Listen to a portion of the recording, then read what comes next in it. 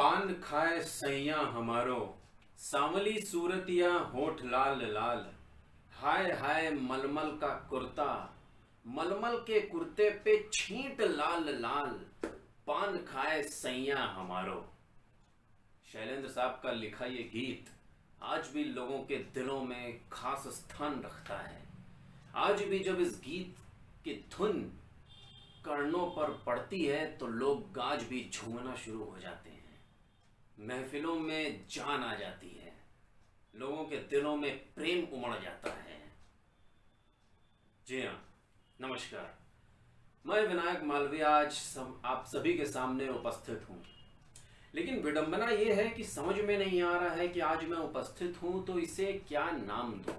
इसे मैं विषय कहूँ, भावना कहूँ या कोई वीडियो कहूँ, समझना मुश्किल है, कहना भी मुश्किल है। उसका कारण ये है कि आज का जो विषय है वो बहुत ही खास है, क्योंकि आज मेरी एक ऐसी चीज से मुलाकात हुई जिससे मुलाकात होते ही मेरा दिल बाग बाग हो गया। मेरी जुबान में एक अजीब सी लहर दौड़ गई। जी हाँ, आपने बिल्कुल सही सुना। मेरी आज एक चीज से मुलाकात हुई, उससे आप लोग भली भांति परिचित हैं। आपने उसका लुत्फ भी उठाया होगा और ये कहना गलत नहीं होगा कि वो हर एक व्यक्ति के दिल में राज करता है। जब भी कोई महफिल जमती है, जब भी कोई क्षमा बंधता है तो उसका एक खास स्थान होता है, और वो चीज है पान, जिसे हम तांबुला भी कहते हैं। जी हाँ। अब इस वीडियो को बनाने का रीजन क्या है ये आप लोग सोच रहे होंगे कि पान तो पान होता है तो उस पर वीडियो क्यों बना रहे हैं। मैंने सोचा कि आज जो मैंने आभास किया, जो महसूस किया, क्यों ना आप सभी के साथ साझा किया जाए। जी हाँ, क्या है कि आज मेरी पान से मुलाकात हुई तो मैंने सोचा इस मुलाकात की परिभाषा, इस मुलाकात की जो भावनाएं हैं, क्यों ना आप सभी के साथ साझा की जाए। जब ये पान जिह्वा पर पड़ता है, जिह्वा से इसकी मुलाकात होती है तो एक प्रेम जागृत होता है, एक भावना जागृत होती है। कभी कभी ऐसा होता है कि किसी बात को बयां करने के लिए अल्फाज मिलते नहीं हैं। उसकी वजह यह होती है कि उस बात को या उस चीज को बयां करने के लिए अल्फाज बने ही नहीं होते हैं। अब जब अल्फाज बने ही नहीं हैं तो फिर मैं उसके बारे में क्या कहूं, कैसे कहूं। विडंबना तो है ना। अकबर इलाहाबादी साहब का एक बहुत ही प्रसिद्ध शेर है कि लगावट की अदा से उनका कहना कि पान हाजिर है। लगावट की अदा से उनका कहना कि पान हाजिर है। आप सब शरीक होइएगा, ये बहुत ही प्रसिद्ध शेर है, और जो पान के शौकीन हैं उनके लिए ये सिर्फ महज एक शेर नहीं है, ये उनके लिए एक इश्क का एहसास है।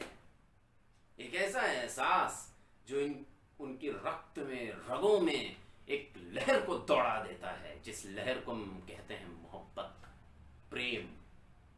तो आप सब शरीक होइएगा, मुलाहिजा फरमाइएगा कि अकबर इलाहाबादी साहब के इस शेर पर तो वो कहते हैं कि लगावट की अदा से उनका कहना कि पान हाजिर है। लगावट की अदा से उनका कहना कि पान हाजिर है। कयामत है, सितम है, दिल फिदा है, जान हाजिर है। आय हाय हाय हाय हाय, क्या बात है। तो आइए आज मैं आप सभी की भी मुलाकात करा देता हूं उस पान से जिससे आज मेरी मुलाकात हुई है। ये देखिए, आज इससे जब मेरी मुलाकात हुई तो एक अजीब सा एहसास हुआ। कवि हूं, लेखक हूं, लेकिन फिर भी अल्फाज नहीं मिले कि इस एहसास को किन शब्दों में बयां किया जाए, क्योंकि ये चीज ही ऐसी है। इसे मैं चीज का नाम दूं, प्रेम का नाम दूं, क्या नाम दूं, असमंजस की स्थिति है। कहते हैं कि पान की हर एक कण में, हर एक उसके हिस्से में देवी देवताओं का भी निवास होता है।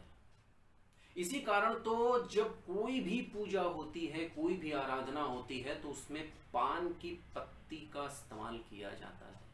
पान के पत्ते का एक खास स्थान होता है। बिल्कुल, क्या कहें पान के बारे में। उसका वो भीगा हुआ पत्ता, भूरे रंग का वो चटक कत्था, इलायची और सौंफ की वो मनमोहक महक, गुलकंद की वो मिठास, उसका वो एहसास, जब ये सारी चीजें एकत्रित करके जब पान तैयार किया जाता है तो दीवानों की ऐसी कतार लग जाती है कि उनकी गिनती कर पाना संभव के लिए भी असंभव हो जाता है। आप सभी ने भी इसका लुत्फ उठाया होगा, तो आइए आज मैं भी इसका लुत्फ उठाता हूं। आपको भी इसका एहसास दिलाने का पूरा प्रयत्न करूंगा, पूरी कोशिश करूंगा, लेकिन क्षमा कीजिएगा, माफ कीजिएगा, 100% एहसास नहीं करा पाऊंगा, क्योंकि इसका असली एहसास तभी है जब इसका मिलन हमारी जुबान, हमारी जिह्वा से हो। जब इसका मिलन हमारी जुबान से होता है तो ये पान हमारी जुबान पर एक ऐसा श्रृंगार छोड़ देता है कि ऐसा लगता है जैसे वो जुबान नहीं, कहीं की नवाब, किसी नवाब की महारानी हो और कह रही हो शुक्रिया।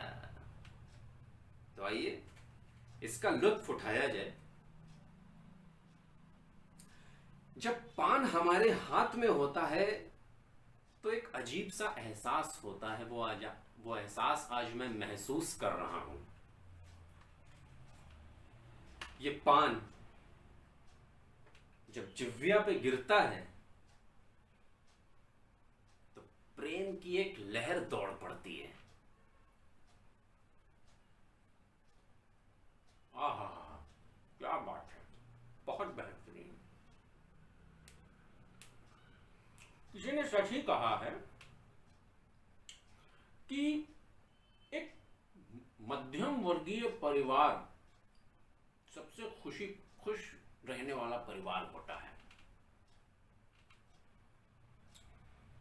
आप देखिए, जैसे ही इस पान का मिलन मेरी जुबान से हुआ है,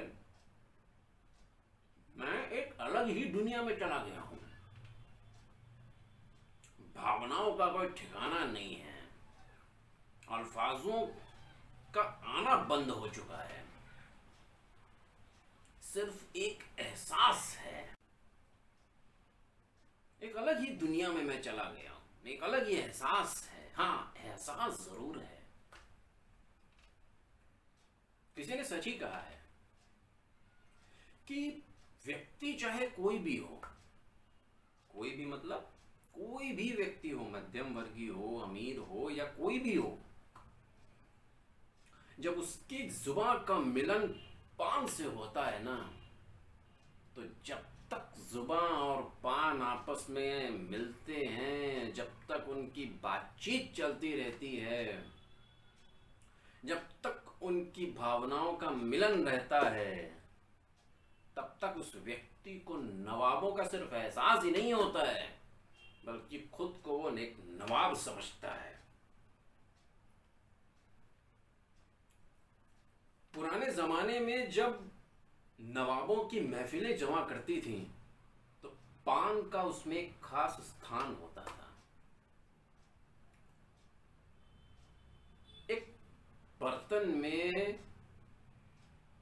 पानों की कतारें सजाई जाती थीं, और जब चूने की वो श्वेत परत की चमक आंख पे पड़ती थी ना, तो महफिल का मजा दोगुना नहीं बल्कि चौगुना हो जाता था।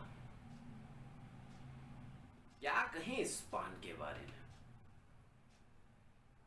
आज इस पान का मिलन जब मेरी जुबान से हुआ, तो कसम से नवाबों वाला एहसास ही नहीं हुआ है, बल्कि खुद ऐसा लग रहा है कि हम कहीं के नवाब हैं।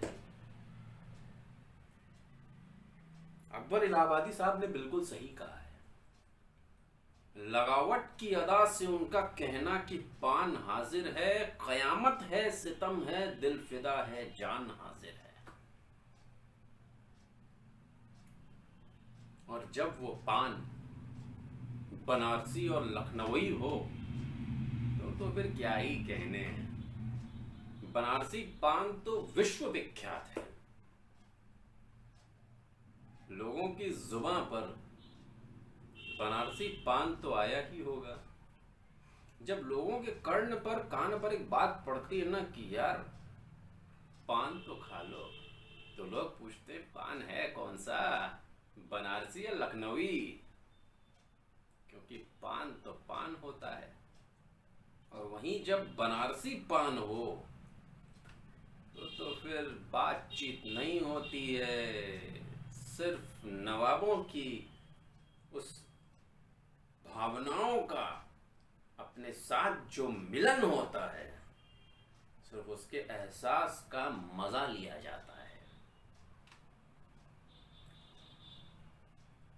अल्फाज नहीं है मेरे पास बयां करने के लिए कि आज जब पान खाया तो कौन से एहसास का कौन सा दीपक जला, क्या हुआ क्या नहीं हुआ, कहना मुश्किल है। इसी के साथ इजाजत लेता हूं, क्योंकि विडंबना यह है कि